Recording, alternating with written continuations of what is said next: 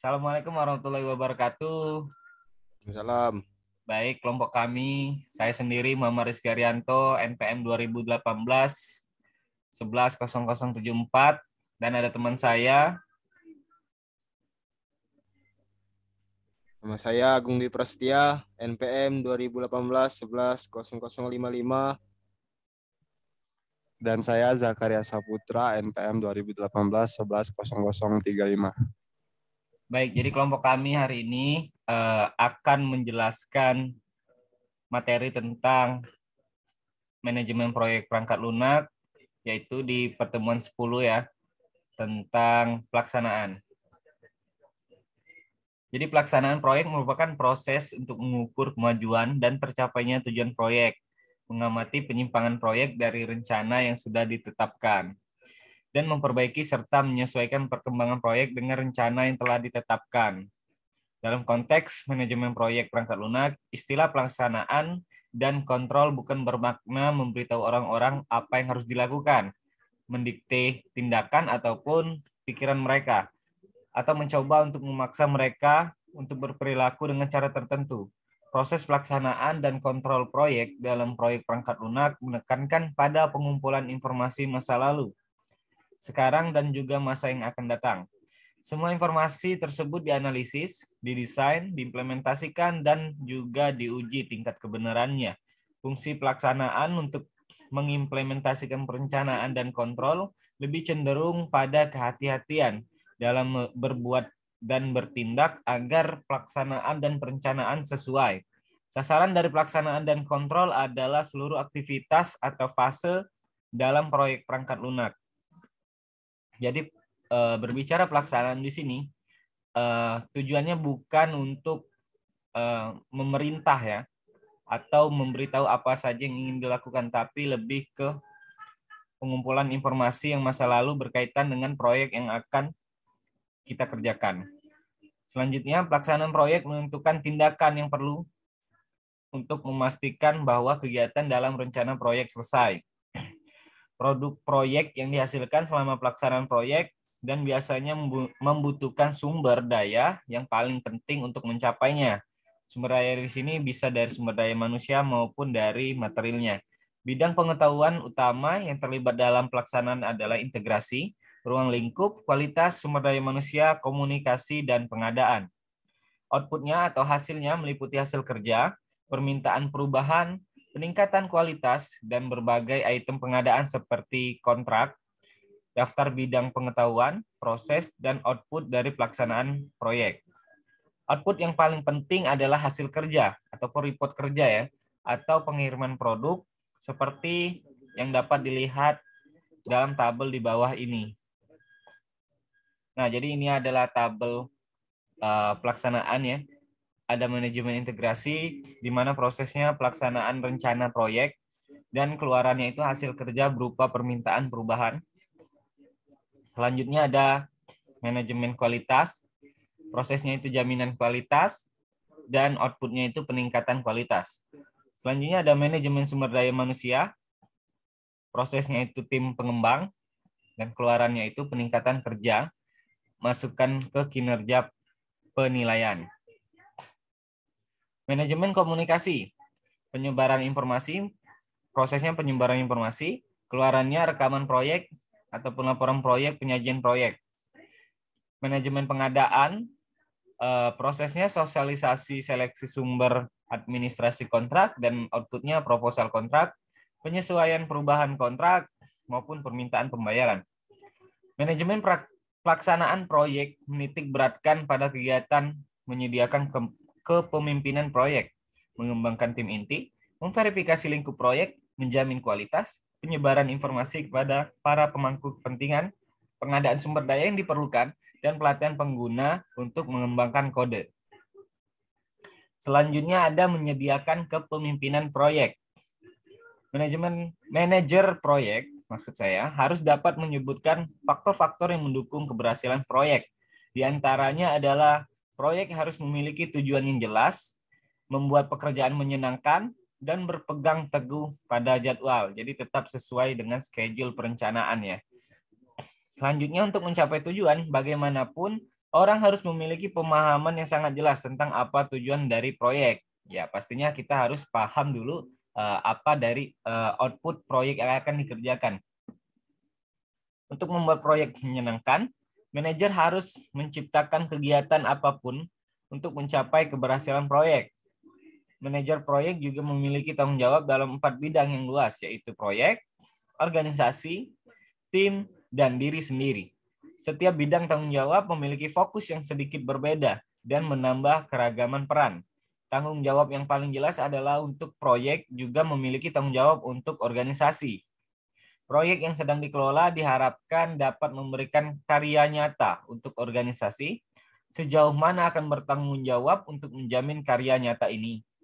Sebagai manajer proyek dilihat sebagai agen dari organisasi dan manajemen.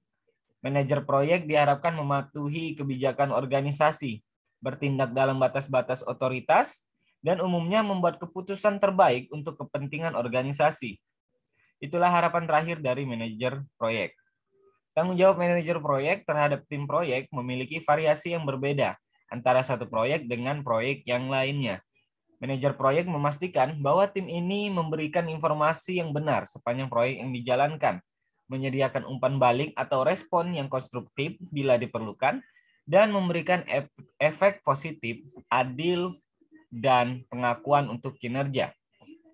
Tanggung jawab ini tidak mudah. Salah satu tantangan terbesar adalah menjaga keseimbangan yang tepat antara kebutuhan tim individu ataupun anggota, kebutuhan tim sebagai satu unit, dan kebutuhan proyek. Manajer proyek yang unggul akan lebih menerima tanggung jawab resmi untuk menyediakan pertumbuhan dan perkembangan kesempatan bagi anggota tim individu bila memungkinkan. Tanggung jawab akhir manajer proyek adalah untuk diri sendiri. Tanggung jawab ini penting terutama jika melihat manajemen proyek sebagai pilihan profesi.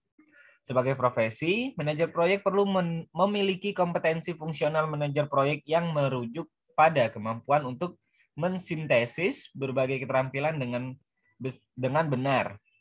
Kompetensi profesional memiliki makna manajer proyek mahir dalam banyak bidang pengetahuan, sikap, keterampilan, dan kemampuan dalam bidangnya. Selanjutnya ada fungsi proses manajemen proyek. Yang pertama ada koordinat pengembangan yang komprehensif, realistis, dan dapat dipahami rencana, perkiraan, dan anggaran. Yang kedua ada mampu menyeimbangkan solusi teknis dengan faktor bisnis dan interpersonal. Selanjutnya ada mengembangkan dan mengikuti proses yang tepat dan prosedur untuk menyelesaikan pekerjaan. Poin keempat ada memperoleh persetujuan formal parameter proyek atau biaya, jadwal, dan lain-lain sesuai dengan kebutuhan. Dan yang terakhir ada memonitor kemajuan dan mengelola penyimpangan secara tepat waktu dan efektif, cara mengantisipasi masalah dan bereaksi terhadap perubahan melalui didefinisikan dengan baik, ketat dalam proses. Baik, selanjutnya ada fungsi manajemen teknologi, fungsi kognitif, itu akan dijelaskan oleh rekan saya, yaitu Zakaria Saputra. Waktu dan layar dipersilakan. Oke, baiklah. Terima kasih Muhammad Rizky Arianto. Jadi saya akan melanjutkan penjelasan dari Muhammad Rizky Arianto tadi, yaitu poin dari fungsi manajemen teknologi. Nah, di fungsi manajemen teknologi ini ada beberapa poin penting yang perlu diingat. Yang pertama itu adalah memastikan bahwa proses rasional digunakan untuk memiliki teknologi tepat guna. Kemudian yang kedua, memajukan teknologi saldo kebutuhan dengan kebutuhan untuk mencapai hasil bisnis. Kemudian berikutnya memastikan bahwa semua disiplin teknis secara tepat diwakili tim inti. Poin keempat, akurat menilai kualitas sebagian besar keputusan teknis dan rekomendasi. Kemudian poin kelima, sepenuhnya memanfaatkan semua teknologi yang terkait atau mendukung. Nah, jadi semua teknologi yang ada itu harus dimanfaatkan semaksimal mungkin, baik itu untuk teknologi yang terkait ataupun untuk teknologi yang mendukung. Kemudian fungsi manajemen teknologi yang terakhir itu adalah cara efektif mengkomunikasikan informasi teknisi. Nah, jadi apapun itu harus dikomunikasikan terlebih dahulu supaya mencapai tujuan yang baik. Berikutnya adalah fungsi kognitif. Nah, di fungsi kognitif ini terdapat poin-poin juga, yaitu yang pertama adalah mengumpulkan informasi secara sistematis. Maksudnya di sini harus mengumpulkan informasi itu secara bertahap, berurutan, untuk mencari masukan dari beberapa sumber. Kemudian yang kedua adalah mempertimbangkan berbagai isu atau faktor saat memecahkan masalah. Untuk poin yang ketiga adalah mengumpulkan jumlah yang tepat dari data untuk situasi sebelum membuat keputusan. Kemudian poin keempat, menarik kesimpulan akurat dari data kuantitatif. Jadi ditarik kesimpulan dari data-data yang dikumpulkan tadi sebelumnya. Kemudian poin kelima adalah membuat keputusan dalam berisi secara objektif menggunakan suatu proses. Dan poin yang terakhir adalah memahami konsep risiko dan membuat keputusan. Ada fungsi tim kepemimpinan. Nah, di fungsi tim kepemimpinan ini sama juga. Ada poin-poin. Ini ada banyak sekali poinnya. Yang pertama adalah memupuk pengembangan misi dan visi bersama. Kemudian jelas mendefinisikan peran, tanggung jawab, dan juga harapan kinerja. Berikutnya adalah menggunakan gaya kepemimpinan sesuai dengan situasi atau tahapan perkembangan tim. Poin keempat adalah memupuk kerjasama di antara anggota tim. Poin kelima, menyediakan arah dan prioritas yang jelas. Nah, jadi harus memiliki arah dan tujuan yang jelas. Biar tahu harus kemana pengembangan proyek ini. Kemudian ada menghilangkan hambatan yang menghambat kemajuan tim, kesiapan, dan efektivitas.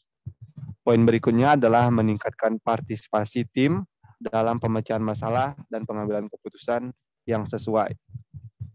Berikutnya adalah pases kredit pada tim, yaitu mempromosikan visibilitas positif atau pengelolaan. Berikutnya adalah menghargai, mempromosikan, dan memanfaatkan keanekaragaman dalam tim, intent personal, fungsi, hubungan. Berikutnya adalah menyesuaikan pendekatan dengan situasi individu sebagai kepribadian mendikte. Dan berikutnya ada berkomunikasi secara efektif dengan semua tingkat di dalam dan di luar organisasi. Poin berikutnya, merundingkan adil dan efektif. Jadi apapun itu harus dirundingkan terlebih dahulu secara adil supaya mencapai keputusan yang efektif. Berikutnya ada membawa konflik menjadi terbuka dan mengelola itu secara kolaboratif dan produktif. Berikutnya, mampu mempengaruhi tanpa bergantung pada kekuasaan atau ancaman paksaan. Dan poin terakhir adalah membawa ide dan informasi dengan jelas dan ringkas, baik secara tertulis maupun lisan. Kemudian ada fungsi manajemen diri. Nah, di fungsi manajemen diri ini terbagi menjadi 5 poin penting. Yang pertama itu adalah menjaga fokus dan kontrol ketika berhadapan dengan ambiguitas dan ketidakpastian. Yang kedua, menunjukkan konsistensi antara prinsip-prinsip, nilai-nilai, dan juga perilaku. Yang ketiga adalah tanggung jawab dan ulet dalam menghadapi tekanan, oposisi, terkendala, atau kesulitan. Berikutnya adalah mengatur pelaksanaan secara efektif, diakui sebagai seorang yang mendapatkan sesuatu. Dan poin terakhir adalah aktif mencari umpan balik dan memodifikasi perilaku sesuai aktif mengajar, pembelajaran, dan pengembangan diri peluang. Berikutnya ada pengembangan fungsi motivasi dan pribadi. Yang pertama itu mempertimbangkan keterampilan individu, nilai-nilai, dan kepentingan ketika menetapkan atau mendegradasikan tugas. Agak kepletot lidah, teman-teman. Ya, kemudian poin kedua. Poin kedua ini memungkinkan anggota tim jumlah yang tepat dari kebebasan untuk melakukan pekerjaan. Berikutnya ada akurat menilai kekuatan individu dan kebutuhan pembangunan. Kemudian selanjutnya terus mencari dan menawarkan kesempatan untuk pribadi dan profesional pertumbuhan. Poin berikutnya menyediakan pelatihan dan dukungan bila diperlukan oleh individu atau kelompok. Mempromosikan visibilitas positif dan manajemen atas. Kemudian berikutnya untuk aku ini bawahnya. Dan yang terakhir memberikan tepat waktu, spesifik dan konstruktif umpan balik. Kemudian pada pembahasan 9.2 mengembangkan tim inti. Nah, untuk memenuhi tanggung jawab manajer proyek yang telah dijelaskan di atas dan untuk menangani tantangan yang akan dihadapi, manajer proyek membutuhkan keterampilan sangat diperlukan untuk kelancaran proyek. Di antaranya ada beberapa keterampilan penting yang dibutuhkan oleh manajer proyek.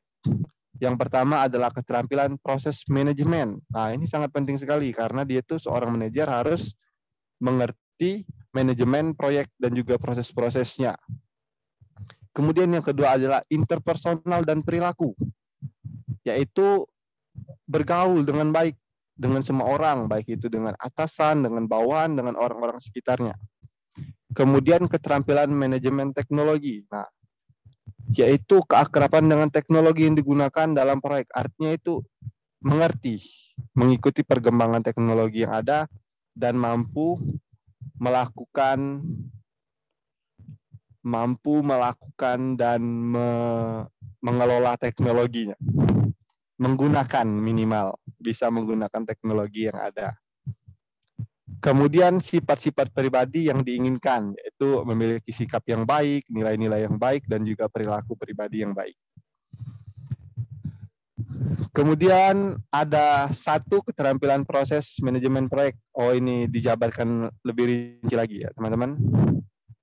Nah, maksudnya adalah keterampilan proses manajemen proyek. Kadang-kadang bisa juga disebut dengan hard skill atau skill keras dalam bahasa Indonesia. Bercanda teman-teman, yaitu pengetahuan dan keterampilan yang berkaitan dengan mekanisme manajemen proyek, tentang alat manajemen proyek, teknik dan teknologi proses, dan mampu menerapkannya. Nah, ini seperti poin di atas tadi. Mampu menerapkan teknologi yang ada. Kemudian poin kedua, keterampilan interpersonal dan perilaku. Nah, terkait dengan keterampilan interpersonal dan perilaku meliputi perilaku pribadi, gaya, dan juga pendekatan. Dua set keterampilan ini sering disebut dengan soft skill. Nah, ada beberapa soft skill yang penting untuk manajer proyek. Yang pertama itu tim dan keterampilan individu. Kemudian komunikasi lisan dan juga tertulis. Jadi bisa menyampaikan komunikasi dengan baik. Kalau susah berkomunikasi, gimana mau menyampaikan apa kepada timnya. Kemudian resolusi konflik. Berikutnya adalah negosiasi. Kemudian mempengaruhi, mendelegasikan. Mendelegasikan. Oke. Maaf ya teman-teman, lidah ini sedikit keceletot. Dan yang terakhir adalah pelatihan dan mentoring. Kemudian poin ketiga, keterampilan manajemen teknologi. Sebagian besar proyek memiliki suatu atau lebih teknologi yang tertanam. Sebuah teknologi tertanam mengacu pada era proses atau teknologi inti dari proyek tersebut. Di antaranya keterampilan manajemen teknologi ini sebagai berikut. Nah, ini ada beberapa poin-poinnya ya teman-teman. Yang pertama itulah kemahiran dalam inti proyek teknologi primer. Kemudian kemahiran dalam mendukung bidang teknologi. Berikutnya pengetahuan industri. Berikutnya kemampuan untuk menyiapkan spesifik teknis dan komprehensif. Berikutnya adalah kemampuan desain. Kemudian pengetahuan produk, terus pengetahuan proses. Kemudian selanjutnya adalah pengolahan kekayaan intelektual, dan yang terakhir adalah pengetahuan paten. Berikutnya ada sifat-sifat pribadi yang diinginkan dan verifikasi ruang lingkup proyek. Nah, untuk penjelasan berikutnya saya serahkan kepada teman kita, Agung Dwi Prasetya. Baiklah, terima kasih Saudara Zakaria. Saya akan melanjutkan yang sudah dijelaskan oleh Saudara Zakaria. Yang keempat itu ada sifat-sifat pribadi diinginkan. Banyak sumber telah dikemukakan untuk mengkategorikan kepribadian ciri-ciri sukses sebagai manajer proyek melalui kombinasi hard skill, soft skill, fungsional kompetensi, dan sifat-sifat pribadi secara keseluruhan sebagai manajer proyek. Memiliki sifat-sifat yang baik dan bermanfaat dalam peran sebagai manajer proyek diantaranya yang pertama itu berpikir seperti generalis. Proyek manajer harus selalu berpikir dalam kerangka gambaran besar. Nah, dalam hal ini bisa menjadi suatu tantangan bagi mereka yang terbiasa fokus lebih sempit. Meskipun sifat ini tentu membutuhkan pengetahuan di banyak berbeda daerah. Apa yang penting bahwa harus memperhatikan dan peduli tentang segala sesuatu dan semua orang. Yang kedua itu toleransi yang tinggi untuk ambiguitas. Ini kompetensi akan sangat menentang jika berorientasi teknis.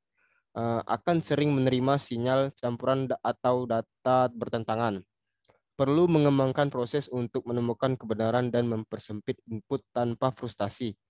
Hal ini mungkin tidak akan mudah.